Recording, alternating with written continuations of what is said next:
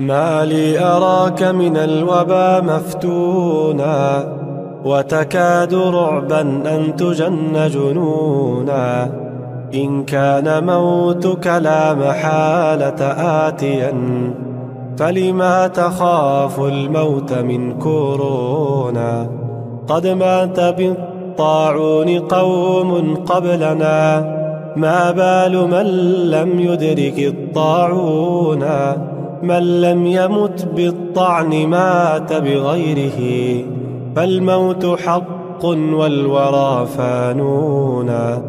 إن الذي كتب البقاء لنفسه، كتب الفناء على الورى قانونا.